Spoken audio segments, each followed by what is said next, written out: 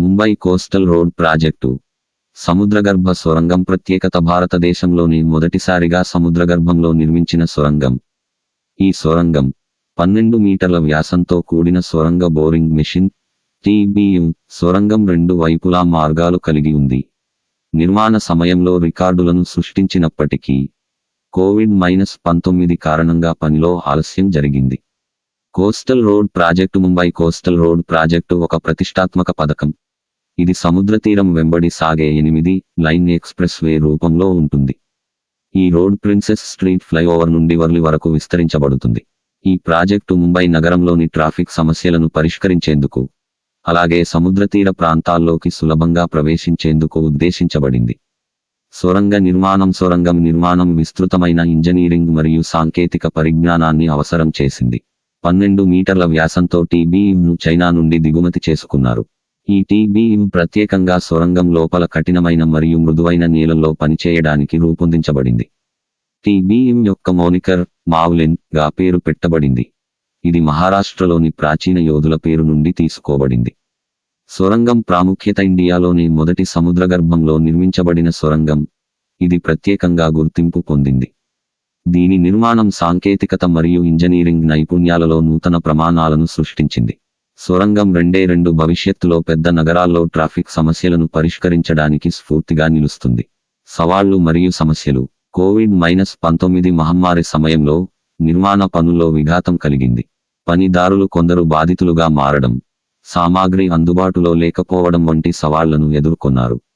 అయితే project team ఈ సమస్యలను అధిగమించి పనిని పునఃప్రారంభించారు.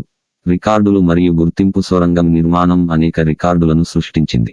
12 మీటర్ల వ్యాసంతో TBMను ఉపయోగించడం ఒక పెద్ద సవాలు కావడం, సముద్రం క్రింద నిర్మాణం కావడం మరియు పలు సాంకేతిక సవాళ్లను అధిగమించడం వంటి విషయాలు ఈ సొరంగం ప్రాజెక్టును ప్రత్యేకంగా నిలబెట్టాయి. ఈ ప్రాజెక్టు ప్రపంచవ్యాప్తంగా గుర్తింపును పొందింది మరియు పలు అవార్డులను గెలుచుకుంది. భవిష్యత్ ప్రణాళికలు. సొరంగం పూర్తయిన తరువాత ముంబై కోస్టల్ రోడ్ మరింత విస్తరించబడుతుంది. ఈ రోడ్ ద్వారా ముంబై నగరంలోని ట్రాఫిక్ సమస్యలను పరిష్కరించడం మాత్రమే కాకుండా సముద్రతీర ప్రాంతాల్లో సులభంగా ప్రవేశించడంలో సహాయం చేస్తుంది. భవిష్యత్తులో మరింత సాంకేతిక మార్పులు, సౌకర్యాలు అందించడం ద్వారా ఈ ప్రాజెక్టు మరింత ప్రగతికి ప్రేరణగా నిలుస్తుంది. సమాజానికి ప్రయోజనాలు. ఈ సొరంగం మరియు కోస్టల్ రోడ్ ప్రాజెక్టు ద్వారా ముంబై నగరానికి పలు ప్రయోజనాలు కలగజేయవచ్చు. ట్రాఫిక్ సమస్యలు తగ్గడంతో పాటు సముద్రతీర ప్రాంతాల్లో నివసించే ప్రజలకు సులభంగా ప్రవేశించగలరు. ఈ రోడ్ ద్వారా ప్రయాణ సమయం తగ్గడం వల్ల ఇంధన వినియోగం తగ్గి పర్యావరణం పరిరక్షణలో కూడా సహాయం అందిస్తుంది. సమీకృత డిజైన్. కోస్టల్ రోడ్ ప్రాజెక్టులో భాగంగా నిర్మించిన సొరంగం సమీకృత డిజైన్ను కలిగి ఉంది. ఈ సొరంగం భూగర్భ మార్గం మాత్రమే కాకుండా పర్యాటకులకు ఆకర్షణగా కూడా నిలుస్తుంది.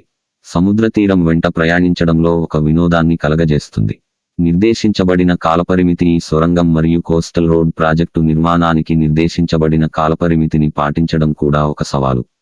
కోవిడ్-19 కారణంగా ఆలస్యం జరిగినప్పటికీ ప్రాజెక్టు టీం నిర్దేశించిన కాలపరిమితిని పాటించేందుకు కృషి చేశారు. ఈ ప్రాజెక్టు కాలపరిమితిని పాటించడం ద్వారా ఇతర పథకాలకు కూడా మార్గదర్శకంగా నిలుస్తుంది. సాంకేతికత మరియు ఇంజనీరింగ్. కోస్టల్ రోడ్ సొరంగం నిర్మాణంలో వినియోగించిన సాంకేతికత మరియు ఇంజనీరింగ్ నైపుణ్యాలు అత్యంత ఆధునికమైనవి. TBM ఉపయోగించడం ద్వారా సముద్రం క్రింద సురక్షితంగా సొరంగం నిర్మాణం జరిగింది. ఈ సాంకేతికత మరియు ఇంజనీరింగ్ సామర్థ్యాలు ప్రపంచ స్థాయిలో గుర్తింపు పొందాయి. ముంబై నగరానికి ప్రాముఖ్యత. ముంబై కోస్టల్ రోడ్ మరియు సొరంగం ప్రాజెక్టు ముంబై నగరానికి ఎంతో ప్రాముఖ్యత కలిగినది.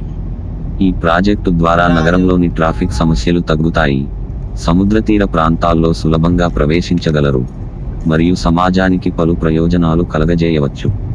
ఈ ప్రాజెక్టు ముంబై నగర అభివృద్ధిలో ఒక మైలురాయిగా నిలుస్తుంది. సొరంగం పేరు.